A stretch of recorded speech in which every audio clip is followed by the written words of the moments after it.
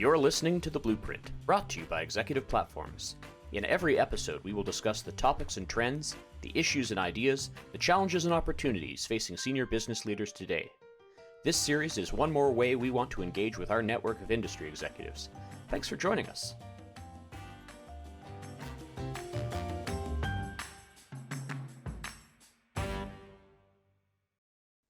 Hello again, everyone. You're joining us for another episode of Executive Platform's Blueprint podcast series. My name is Geoff Micks. I'm Executive Platform's Head of Content and Research. My guest today is Will Eadie, the Chief Revenue Officer at WorkJam. We're going to be having a conversation about driving operational excellence in manufacturing by making communications, tasks, and SOP management fully mobile. I'm really looking forward to this conversation. Will, thank you so much for joining me today. Thanks for having me, Geoff. I'm excited to be here. Why don't we start off by talking about some of the issues and challenges manufacturers are facing today and how going mobile is a great way to address them? Yeah, so listen, I think like any business right now, manufacturers are facing the same thing in terms of the labor market, right? And kind of we see monthly, depending on what reports come out, right? The issues that large manufacturers, or really any manufacturer, especially those with multiple sites and lots of hourly workers have, is it's either hard to get workers because jobs numbers are too good, or it's about that there's a lot of people to hire, but how do you onboard them quickly? How do you make them productive quickly? So I think it's all different sides of the same coin, right? We're either trying to make sure that we're keeping the best people because we've seen the data that says when you can keep somebody that's been here for 6 months, 12 months, 18 months, not only does their productivity go up, right, but it delivers to increased throughput, increased customer satisfaction, and increased safety, which I think is an important issue, especially for manufacturers, right? And then on the other side, you want to create a workplace that those people want to stay at, that is safe, and that obviously gives the benefits of making them feel very connected and engaged and part of that brand. Because for every time you can keep someone from leaving, you're lowering that cost of acquisition.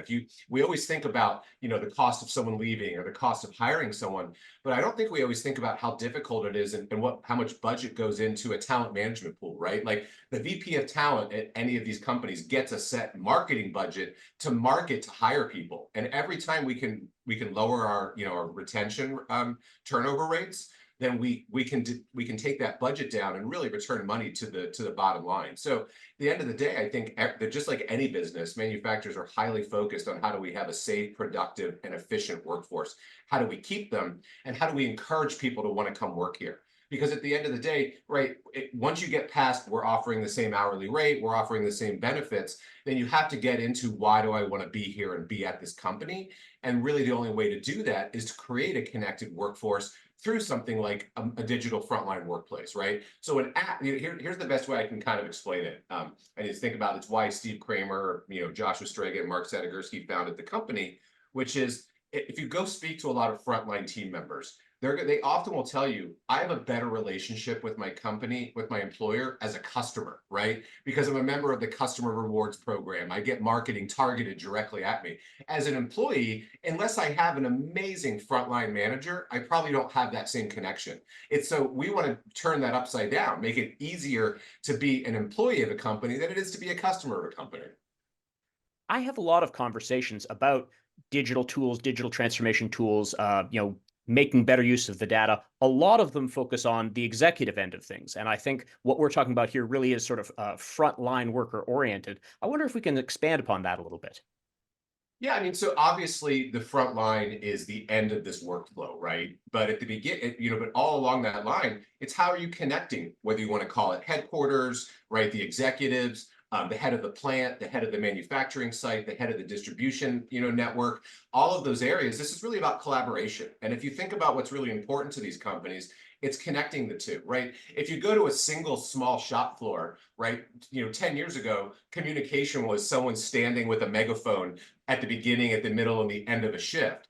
Listen, that's still fantastic, and I'm not advocating that should go away. It's not necessarily effective, but what you have there is one-way communication.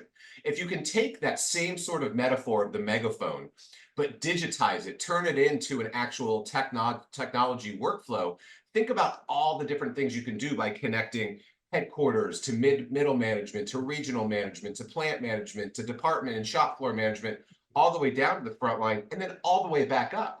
And that's the key. So when, with some of our customers, like as we work with the folks at at Mauser Electronics, or even some of the dealer networks at Ford, right? You're talking about connecting and collaboration. And it goes to what I just said in the early answer. If you want to create that relationship where someone feels like they're really part of the company, where they understand the ethos and they feel that they're part of the workflow, then you have to create that collaboration. And it's why I always use that example of, we need to take the lens that we've all, as big, large brands and manufacturers, put on customer experience the past 25 years, rightfully so, all the things we're doing in customer experience. Turn that lens inward and think about how that relates to employee experience. And that's how you start to connect the C-suite to the shop floor. Now, I know WorkJam is a leader in this space. What would you say is the one tool you are offering to your clients that makes the biggest impact? I mean, I think really what it is we think of connection with the front line in four ways, right? You have very traditional, what I just talked about with, two-way bi-directional collaborative communications. How do I do polls? How do I do surveys? How do I create moderated communities and chats, but while taking you off of the Facebooks, the WhatsApp, the text messages, all of these non-compliant times, right? Because one of the big things is you don't want to be sending those messages when an hourly employee is clocked off, right? That's where we start getting into compliance trouble. But it's also the pillar of learning and learning in the flow of work, which is heavy in safety. Things like tasks and shop floor audits to make sure that we've properly audited the machine for the day, we properly cleaned it. And it's not just that we've done it, but that we can report back on that. Things like employee self-service for time off, for seeing when we're gonna run a third shift today that we don't normally run. How do we broadcast that and give people the chance to claim that shift while still maintaining either seniority rules or union rules? And then really that fifth pillar becomes things like, how do I report on this? How do I do sentiment reporting? How do I use things like AI to say, hey, we keep seeing the same issue come up again and again in chats. We keep seeing the same questions failed on safety audits. All those different things, when you combine them, that's how you get this collaborative workflow of a digital frontline workplace. And I think the secret sauce is that WorkJam doesn't deliver those in a traditional intranet fashion that you saw 15 years ago, right? We all had portals where I could go see my benefits, but it took 3 screens to get there. Or I had to log in 4 different times just to do a time off request. If you can bring them all into an orchestrated app where, based on a survey answer, I might be offered some training. Based on when I finish that training, I might earn a badge that qualifies me for an extra day off of work. And when I take that extra day off of work, I might be given the opportunity to answer a survey about what I did and things like that. So building in those workflow models into this frontline orchestration is how you kind of separate yourselves from the old technology of just a portal. Of course, whenever we talk about a new technology, especially a new tool for frontline workers, we also do want to talk about training, getting people comfortable with it. What does WorkJam do to help people use mobile tools effectively? Well, I think at the end of the day, one is the key here is that if you're going to do a mobile tool, it can't be just something that adds burden to a manager. And what I mean by that, right, is it has to be integrated to your traditional HR stack. So one of the things, again, you asked what stands WorkJam apart, is probably some of the way we look at enterprise integrations and workflows, right? Whether we're integrating to your HCM stack or your WFM stack, but it's that employee master record that gives us so much great data. So the real way to get this done is if you can target frontline workers with information that's pertinent to them and that actually is pertinent to their day-to-day job. That's how you get engagement. Across the 4 to 5 million frontline team members that are on the WorkJam platform, we have an average of about an 87% weekly active user. Now, if you think about traditional social networking like Facebook or Twitter, they have around a 40% weekly active user, which is fairly engaged. But the reason WorkJam is that high is not just because we have great technology, it's because we have a fantastic customer success team and fantastic customers that teach the enablement. So half of this is technology, half of it is change management and a content plan, right? And I'll give you a real life example. Maybe it's not exactly manufacturing, but it actually was with the head of facilities maintenance at a really large Hilton property that has 900 employees. And I said to him, I said, your usage here is huge. It's over 90% for your department. Why is that? And he said, well, we used to get these large email updates, right? And it would be all Hilton news. But what he said is my facilities team here in Orlando doesn't really care that we opened a new hotel in Turkey.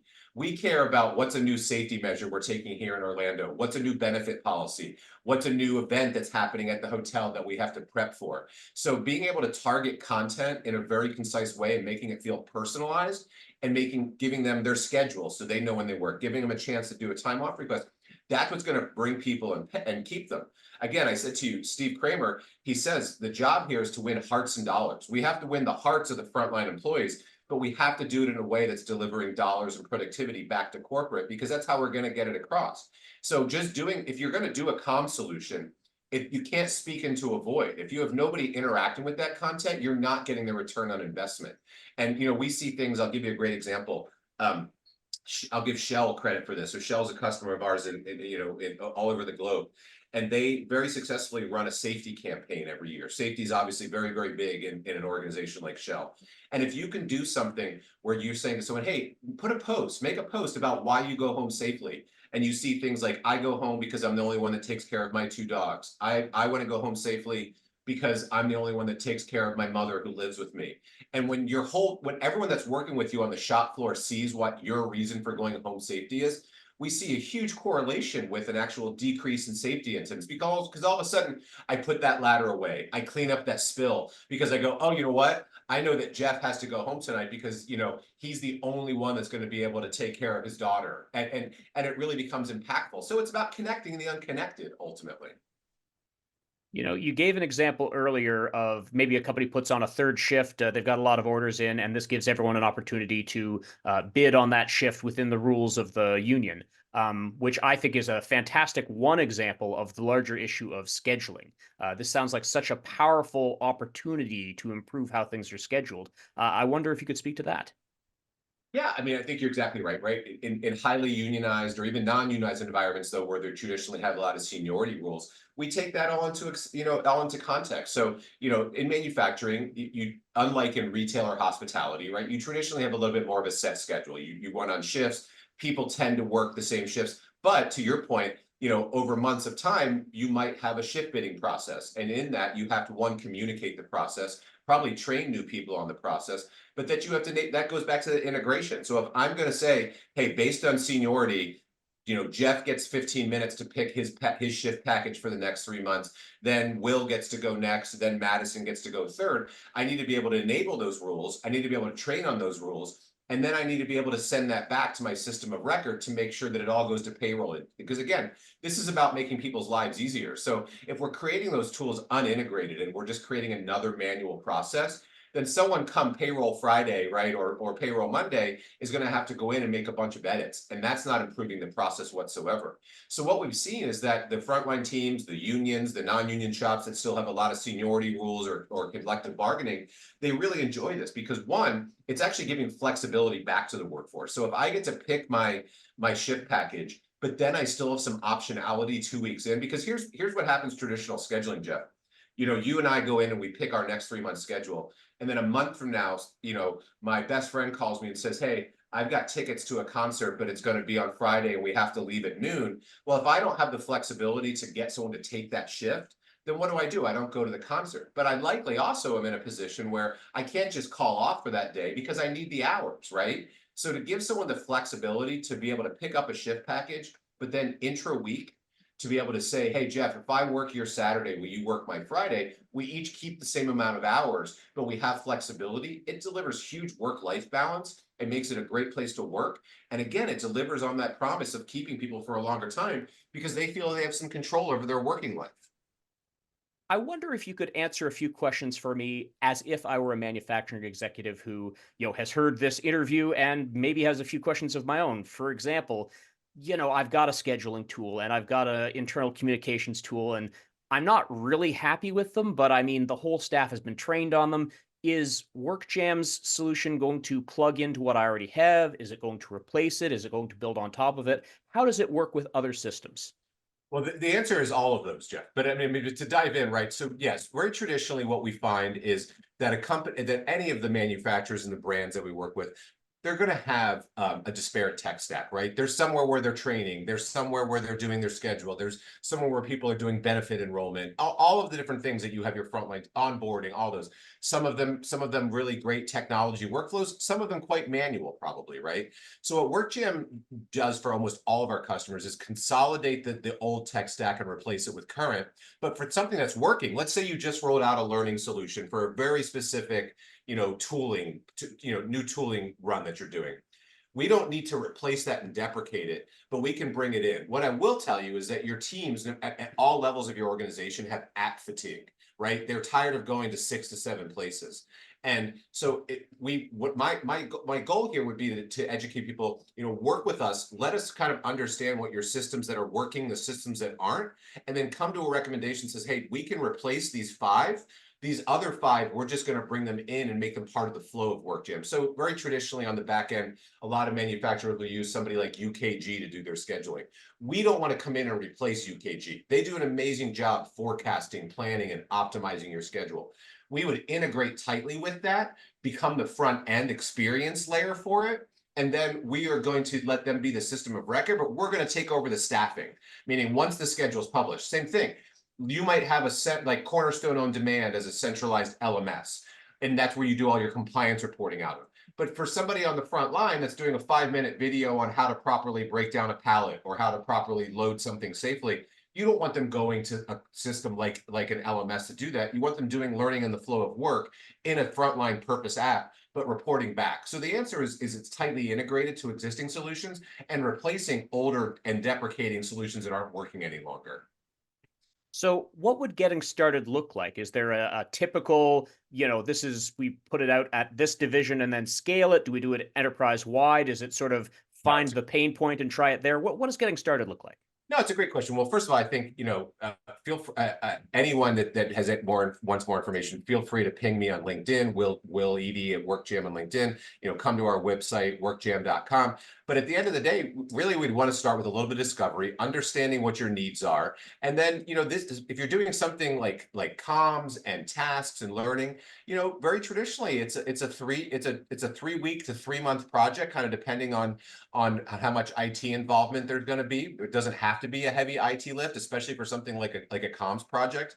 We can do it very quickly, no matter what you choose. So really, at the end of the day, you're always going to want to start with a small test group, right? And that's not contractually, like, even if we're saying we're going to go big bang and we're going to go all 17 plants in the next 6 months, we're always going to say, hey, let's take one department of a plant and let's test it. Let's find what works for you. Let's test the technology. Let's test the content. Let's test the collaboration. But at the end of the day, you're then want to very quickly get to everywhere else, because what you don't want to do is create another silo where it's easy to communicate with one group but not with the rest. So it's really that's a project question, right? We do a little bit of we do some integrations, we do some test and learns. We do a little proof of concept in one plant, and then we figure out how do we roll that very, very quickly. Traditionally, something like this doesn't take more than 6 months to get to scale, and it's usually much quicker than that. I always leave the 6 months because inevitably we hear from someone, my IT team is so busy, or we can't get single sign-on integrated for another 3 weeks. So, we've done them as fast as 3 weeks, but traditionally I'd say it's 3 to 6 months. Well, I'm so glad you mentioned, the internal resources part of it, because I guess that's the last one that, I know a lot of people are always thinking, okay, so I'm going to do this and I need internal resources, but also, like, what is the working relationship with WorkJam? Am I doing this all on my own? Is it a turnkey solution I've bought from you and I implement it? Or, is there sort of a team that helps me get this up and running? But walk us through that part of it. No, it's a fantastic question. So, traditionally, either WorkJam or one of our implementation partners is going to be involved in the implementation, but that's just traditionally to help in terms of, showing you how the integrations work, getting administration set up, training your administrators. But once it's implemented, it's very much a self-managed solution, right? We have a really robust admin panel. We have a really robust content management system that allows people to do all the creation, all the workflows, all the management. Now, we are going to empower you with a customer success team. So all of our clients have a dedicated customer success manager who's very, very familiar with not only what you're looking to solve, but also with the ways other customers that look like you are solving it. So as I said at the beginning, we're trying to empower you on what does good content look like, what's going to get you engagement. We're doing that with quarterly business reviews, monthly governance calls, all those types of pieces, because your success is our success. So we stay heavily involved in success, not heavily involved in implementation, if that makes sense, right? It's not a heavy lift once we've got it going. Terrific. Before I let you go, I know we covered a lot of ground in this conversation. If we wanted to underline a key takeaway people should be thinking about further after listening to this episode, what would you want to highlight for them?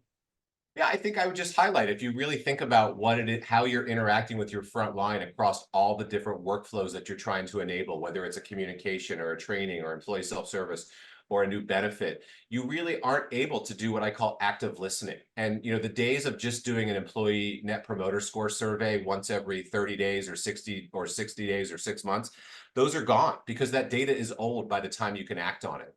What we're talking about today is people doing active listening in the day and actually using AI insights to get that information back to headquarters that day so they can act on it timely. If you have a bad manager, if you don't get that information for a month, 5 people have quit. If you get it in 5 minutes, you can fix that problem and you can keep those 5 people from quitting. So if I had to leave people with one thing, is you have to look at your process for actively listening to your front line and figure out how you're going to get yourself into that conversation.